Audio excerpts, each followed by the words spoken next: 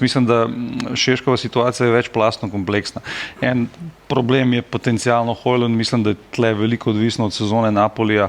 in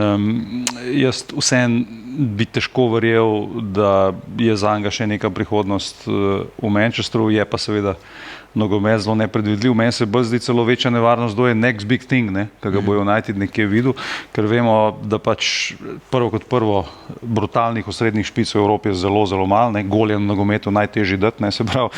taki igralci se toliko pa toliko plačajo in mi tudi mogoče z neke stvari naivno razmišljamo, rečemo, za Šeška so dali 70 milijonov, valjda ga bodo trpeli.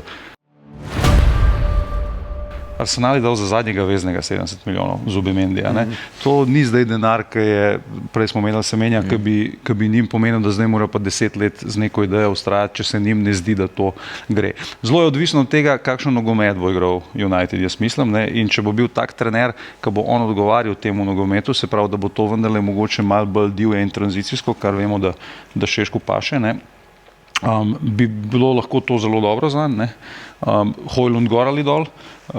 ker Højlunda mislim, da zdaj januarja ne bo, to smo si na jasnem, pa tudi verjetno koga drugega ne, se pravi, on načeloma bi rekel, da ima relativno mirne pol sezone, da splava in da se ustali in da saj pokaže neke zametke tega, za kar je on prišel v United, ker roko na srce smo do tega trenutka zelo malo videli.